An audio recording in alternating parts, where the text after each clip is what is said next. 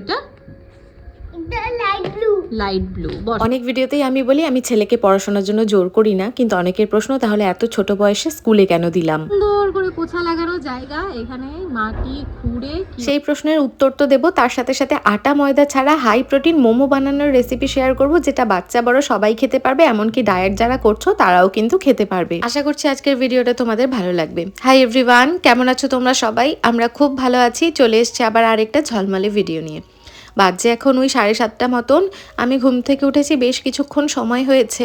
এখন কৃষুকে ঘুম থেকে ওঠাবো, তার আগে ওর জন্য ব্রেকফাস্টের প্রিপারেশন করছি। একটু রুটি বানিয়ে নিলাম আর সামান্য বাটার দিয়ে আর নুন দিয়ে একটা এগ ভুর্জি মতন বানিয়ে নিচ্ছি। এটা খেয়ে কৃষুবাবু স্কুলে যাবে। একটা ভিডিওতে আমি শেয়ার করেছিলাম এখন শুধু দুধ খাইয়ে কৃষুবাবুকে স্কুলে আমি পাঠাই না, ভারী কোনো খাবার খাইয়ে তবেই স্কুলে যেতে দিই। অনেক মায়েরাই জানতে চেয়েছো সেই ভিডিওটায় যে সকালে খাবারের অপশানগুলো আমি কি কি রাখি। এই তো দেখো, আজকেই যেমন রুটি আর এগ ভুর্জি বানিয়ে দিয়েছি। কখনো কখনো জানো তো রুটিটা খায় না, শুধু স্ক্র্যাম্বল এগ মানে যেটাকে এগ ভুর্জি বলে সেটা খেয়েও যায়। কখনো কখনো ডিম সেদ্ধ কলা খেয়ে যায়, ব্রেড জ্যাম খায়, ব্রেড দিয়ে টোস্ট বানিয়ে দিই, বা কখনো ধরো সুজির উপমা, যেদিন ধরো ডোসা বানানো হয় সেদিন সেটা খেয়ে যায়, কখনো রুটি তরকারি, বা কখনো মাঝে মাঝে শুধু শুধু ডিম সেদ্ধ খেয়েও স্কুলে যায়। কখনো ছাতুর শরবত খায়, ছাতুর পরোটা খায়, কিংবা ছাতু দিয়ে কলা দিয়ে খায়, এই সমস্তও খায়। ধীরে ধীরে এক এক ভিডিওতে আমি ওর ব্রেকফাস্টের অপশনগুলো তোমাদের সাথে শেয়ার করব, যেগুলো স্কুলে যাওয়ার আগে খেয়ে যায়। তোমাদের সাথে গল্প করতে করতেই দেখো চা বানিয়ে নিলাম। চা বিস্কুট আর মুড়ি সকালবেলা একটু খাবো। আর এরই মধ্যে কৃষুবাবু কিন্তু অলরেডি স্কুলে বেরিয়েও গেছে। চা বিস্কুট খেয়ে চলে এসেছি কিচেনে। এখন তো রান্না বান্নার প্রিপারেশনটা করতেই হবে। এই সময় মোটামুটি আমি রান্নার কাজটা করেই রাখি। সময় থাকলে অনেকটা রাতের রান্নার প্রিপারেশনও করে রাখি। আসলে যতটা কাজ এগিয়ে রাখা যায় ততটাই ভালো, যেহেতু আমরা একা হাতে সংসার বাচ্চা সবটাই সামলাই, তাই যত তাড়াতাড়ি কাজ করে রাখা যাবে ততটাই বাচ্চার সাথে সময় কাটানো যাবে। এখানে আমি 1 বাটি মতন সুজি নিয়েছি, তারপর দেখলাম 1 বাটি কম পড়বে, তাই 1.5 বাটি মতন সুজি মিক্সিং জারে নিয়ে ভালো করে ঘুরিয়ে সুজিটাকে একদম গুঁড়ো গুঁড়ো করে নিয়েছি। যতটা মিহি করে গুঁড়ো করা সম্ভব ঠিক ততটাই মিহি করে আমি গুঁড়ো করে নিয়েছি। এবারে সুজিটাকে মেখে নেব সামান্য পরিমাণে নুন দিয়ে আর একটু উষ্ণ গরম জল দিয়ে। আমরা রুটি বানানোর সময় যেভাবে আটা মাখি ঠিক অতটা সুন্দর করে মাখবো না, মোটামুটি সুজিটা যাতে পুরো গরম জল দিয়ে ভিজে যায় ঠিক ততটা পর্যন্ত মেখে এখন এটাকে ঢেকে রেখে দেবো, তাহলেই হবে। পরে যখন মাখবো তখন সুজিটা বেশ সুন্দর করে মাখা হয়ে যাবে। একদম দেখো সুজিটা ভিজে গেছে, এবার এটাকে ঢেকে রাখছি। আজকে কিচেনে চলে গেছে আর ভুলেই গেছিলাম গান চালাতে। এই সময় আমি নিজের মতন করে একটু সময় কাটাই, মানে ধরো রান্না করছি কিন্তু নিজের পছন্দ মতন কিছু গান শুনতে থাকি, বা যেদিন ধরো রান্না কৃষু স্কুলে যাওয়ার আগে হয়ে যায় সেই দিন এই সময় নিজের পছন্দ মতন কিছু বই পড়ি, মানে যেটা আমার ভালো লাগে সেই কাজকর্মগুলো এই সময় আমি করে থাকি। আমার আর কৃষুর বাবার দুজনেরই বিগত 4-5 দিন ধরে ভীষণ জ্বর। আমার তো গলায় ব্যথা, কাশি এই সমস্তও রয়েছে। কৃষুর বাবারও জ্বরটা পুরোপুরি কমেনি। যাই হোক, চলে এসেছে কিচেনে। বাঁধাকপি, ক্যাপসিকাম, পেঁয়াজ, রসুন এগুলো সব একসাথে নিয়ে আসলাম। তাড়াতাড়ি করে কাটিং চপিংগুলো করে রাখবো। তোমাদের তো বলাই হয়নি আজকে কি বানাচ্ছি। আজকে একটু মোমো বানাবো। কৃষুবাবু স্কুলে যাওয়ার আগেই বলে গেছে, মাম্মা আজকে মোমো বানিয়ে রাখবে, তবে কালো মোমো আমি খাবো না। কালো মোমো বলো তো কি? আসলে ওকে তো আমি ময়দা দিয়ে মোমো দিই না, আটা দিয়ে মোমো বানিয়ে দিই।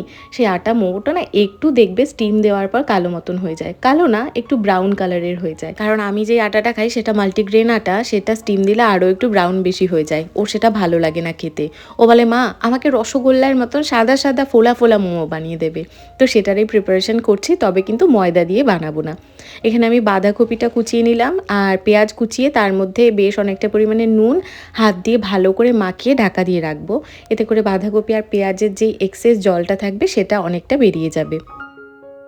ও আজকে নাকি পেট ভরে মোমো খাবে, মানে লাঞ্চে স্কুল থেকে এসে মোমো খাবে।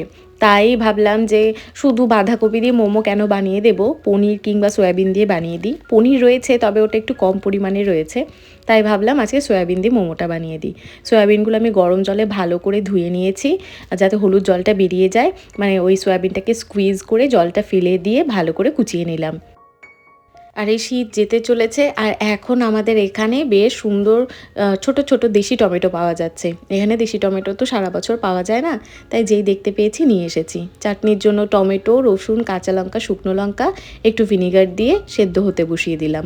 চাটনির জন্য এগুলো সেদ্ধ হতে থাক, আমি তার সাথে সাথে মোমো স্টাফিংয়ের প্রিপারেশন শুরু করেছি। বাঁধাকপি আর পেঁয়াজ থেকে জলটাকে স্কুইজ আউট করে নিলাম। একটা বড় পাত্রে সয়াবিন কুচি, বাঁধাকপি পেঁয়াজ কুচি, ধনেপাতা কুচি আর স্প্রিং গার্লিক কুচি নিয়েছি। এটা কিন্তু স্প্রিং গার্লিক, স্প্রিং অনিয়ন না। আর তারপর আদা কুচি, রসুন কুচি, গোলমরিচ গুঁড়ো, পরিমাণ মতো নুন দিলাম। এরপর বেশ অনেকটা রিফাইন তেল গরম করে এটাকে ঠান্ডা করে নেব। তারপর পরিমাণ মতন ধরো 2 থেকে 3 চামচ মতন রিফাইন তেল এই মোমোর স্টাফিংয়ের ওপর দিয়ে দেবো। এই প্রসেসে মোমোটা বানালে মোমোটা ভীষণ জুসি হয়, খেতে ভীষণ সুস্বাদু হয়। আর বাকি যেই তেলটা থাকবে সেটার মধ্যে আমি আমার জন্য ওই চাটনিটাকে বানিয়ে নেব। তেলটা ঢেলে দিয়েছি এটার ওপর, এবার সব কিছু ভালো করে মিক্স করে নিলাম।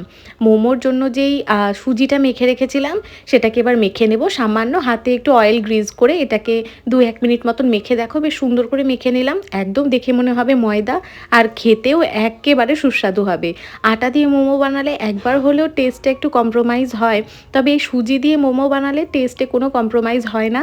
তার সাথে সাথে একবার খেয়ে দেখবে শুধু মনে হবে যে এখন থেকে সুজিরই মোমো বানিয়ে খাই, তখন আর ময়দার মোমো কারোরই খেতে ইচ্ছে করবে না, এতটা সুস্বাদু হয়। আমিও সুজিটাকে মেখে লেচিগুলো কেটে রেখে এসেছি। মোটামুটি সব প্রিপারেশন হয়ে গেছে। কৃষু স্কুল থেকে আসলে ওকে আমি মোমোগুলো গরম গরম বানিয়ে দেব।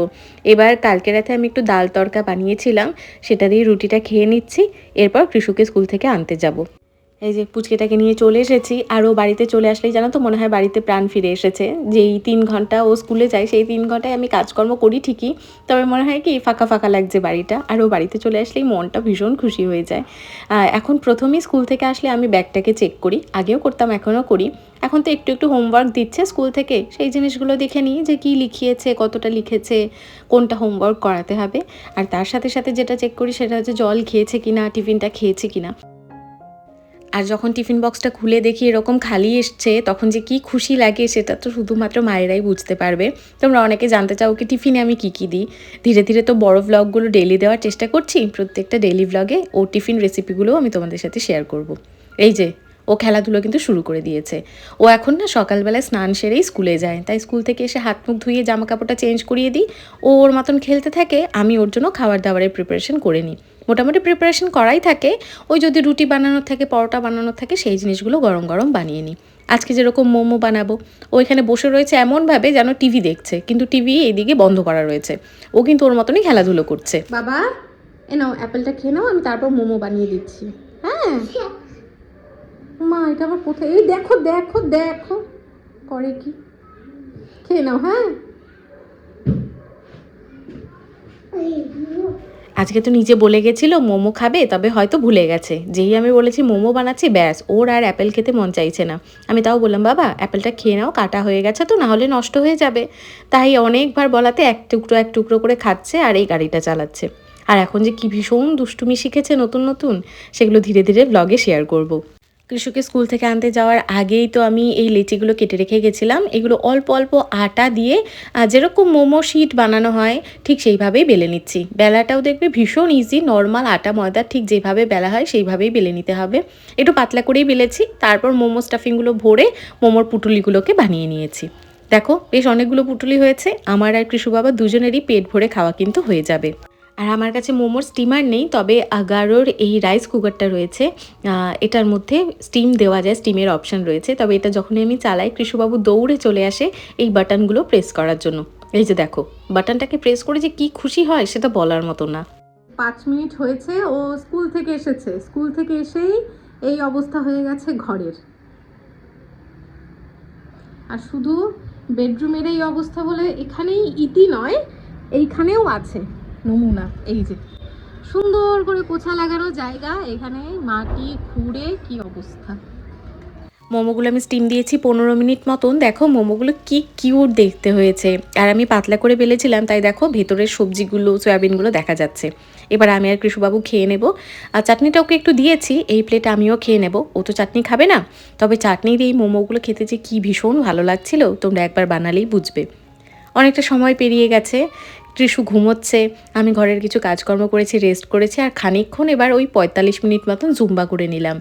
এখন ধীরে ধীরে নিজের শরীর স্বাস্থ্যের দিকেও খেয়াল রাখছি। আসলে এই বছরের প্রথম থেকেই আমি ডিসাইড করেছি নিজেকে ভালো রাখার চেষ্টা করব সব সময়, সবার আগে। এটা বলার অপেক্ষা রাখে না যে আমি আগের থেকে অনেকটাই ওভারওয়েট হয়ে গেছি, সেটার পেছনে অনেক কারণ রয়েছে, সবটাতে একটা ব্লগে বলা সম্ভব নয়। তবে ধীরে ধীরে নিজেকে আগের মতন শেপে আনার চেষ্টা, ওয়েট লস করার চেষ্টায় রয়েছি। খাবার দাবারও ঠিকঠাক পরিমাণেই খাচ্ছি, আর ধীরে ধীরে জুম্বাটা করা আগের মতন চেষ্টা করছি। অনেকদিন পরে জুম্বা করলাম তো ভীষণ শ্বাস নিতে অসুবিধা হচ্ছিল, যেটা হয় আর কি। যাই হোক, তারপর ফ্রেশ হয়ে সন্ধেবাতি দিয়ে কৃষুবাবুকে নিয়ে খেলতে বসেছি। সারাদিন যে কাজকর্ম নিয়ে থাকি তা কিন্তু নয়, কৃষুকে বাইরে খেলতে নিয়ে যাই, পার্কে নিয়ে যাই, আমরা ওর সাথে খেলাধুলো করে এই জিনিসগুলো চলতেই থাকে। কৃষুর বাবা অফিস থেকে এসছে, অনেকটা সময় হয়েছে, ও বলল আটাটাও মেখে দেবে, তুমি কৃষুর সাথে একটু খেলাধুলো করে নাও। ওই যে সোফায় বসে আটাটা বাড়ছে, আর আমি আর কৃষু নিজের মন মতন খেলাধুলো করছি। ওই যে ওটাকে বন্দুক বানিয়েছে, আমাকে গুলি করছে, আর গুলি করলে আমাকে পড়ে যেতে হবে, না হলে হবে না। কিন্তু ওকে যদি আমি গুলি করি তাহলে ওর কিছু হবে না, ওর কাছে সুপার পাওয়ার আছে। ও আবার আজকাল সুপারম্যান সাজতে ভীষণ পছন্দ করে। সেই ক্লিপিংগুলোও ধীরে ধীরে তোমাদের সাথে শেয়ার করব। দেখবে বাচ্চাদের এই কার্যকলাপগুলো দেখলে মনটা ভীষণ ভালো হয়ে যায়।